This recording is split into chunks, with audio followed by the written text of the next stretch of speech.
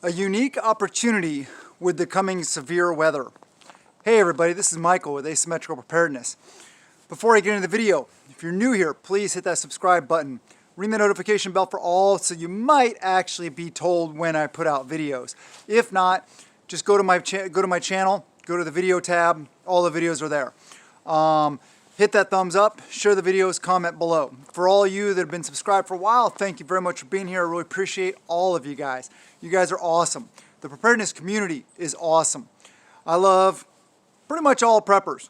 I'm not a hater. Anyway, so what is this unique opportunity? This unique opportunity is coming severe weather. All the severe storms you heard about coming across the Midwest, supposed to come up here and hit Washington on Friday, I think.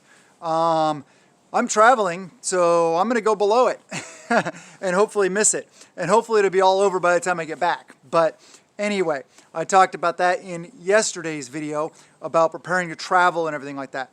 So let's get into this video. As you see around me, we already have some of this weather here. It is cold. It was 22 degrees here. I think it's about 28-ish right now, 26, 28-ish, around there. And more of it is coming. Some severe weather is coming. So what's this unique opportunity I'm talking about? This unique opportunity is to get outside your comfort zone. What does that mean? That means getting out in this stuff, doing stuff in it. It could be doing stuff around getting your garden ready.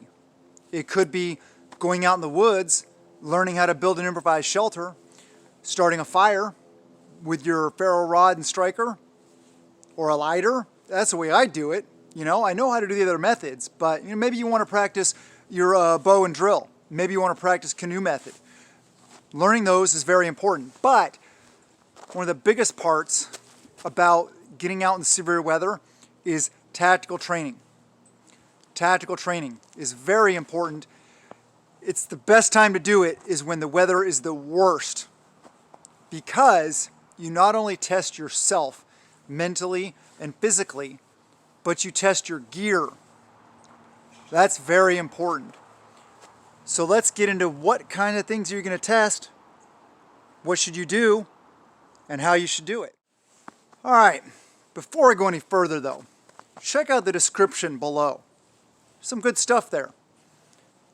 I now have 2 affiliate programs. One of them, the new one, I'm going to be talking very shortly about some of their gear. I mentioned it the other day. So far, so good. But I'm actually going to premiere that on Patreon. On today's Patreon video, I'm going to talk about that, initially talk about my initial reactions and the testing and the gear, how it's working for me so far.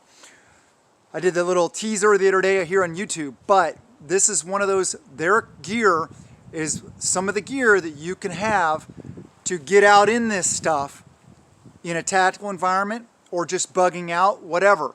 Portable heat. Very good. Okay, so when you're getting out there and training, why train in the worst environment? Because, warfare doesn't happen only on sunny, nice, beautiful 70 to 80 degree days.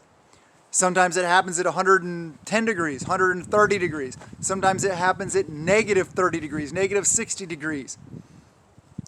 Your ability to perform at a high level, no matter what the situation is very important. And you learn a lot about yourself also along the way. So as far as your gear, Magic Prepper did a video recently. I didn't actually watch the video. I meant to, but I didn't actually watch it. The title of the video kind of gets me to the direction of where he was going, probably though, because I know him. It was your gear works until it doesn't. Meaning, I think the direction he headed was that your gear is fine when it's sitting in your closet, but when you get out and you actually start putting it to the test, will it stand up? Will it stand up on a sunny 70 degree day? Or will it still stand up when it's 20 degrees outside, snowing, and you're going through the brush and all stuff like that? You don't know if your gear is going to work in any given situation unless you test it and use it and train in it in those environments. That is key.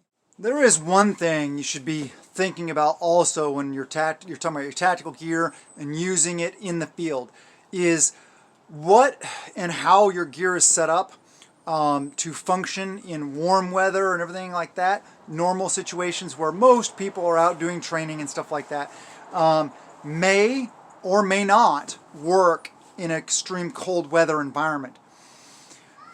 How are you able to access your stuff? Are the buckles, the Velcro, all the different stuff that encompasses your gear, is it functional in cold weather? Is it functional when it gets full of snow because you're in a snowdrift, you fall down, you roll down, you get snow all stuck in your stuff? That's why you gotta get out and test it. Another aspect of it is, do you have snow overwhites or snow ghillie, white camouflage for a snowy environment? That's another concern and another preparation for performing tactical missions and or whatever it is, training. Hopefully it just stays to training. It doesn't actually bump up to actual tactical operations on when the two-way range opens up. Hopefully that doesn't happen. But you need to get out here and test your stuff in the real world. Does your snow camo actually work as snow camo for your environment? Just because it's snow camo or snow overwhites doesn't necessarily mean it'll work for you in your environment. So these are things to think about, things to take a look at. Thus, using your gear, knowing that it will function properly when you need it, is vital. One of the most important parts is your primary defensive tool. What kind of lubricants are you using? Do you still have your lubricant on it from summer? How is that lubricant going to work in the cold, extreme weather? Is it going to freeze up? Is it going to lock up? Is it going to cause jams, malfunctions, all kinds of stuff? You got to choose your lubricants wisely, and they change via seasons. That's why the way I run my primary systems, Fail Zero bolt carrier groups, exo coated, etc., I run them dry so that I don't have to worry about lubricants. Is it the perfect solution? No, but if you push your equipment to the test like that in extreme environments when it's dry and it still works, then you're good. Because then you don't have to worry about the lubricants. You don't have to worry about them clogging up. You don't have to worry about them gunking up. You don't have to worry about swapping them all the time. And in the worst case scenario, say you run out of lube or you don't have access to any and you end up running dry anyway and then your system doesn't work. Then you're SOL, right? So that's very important.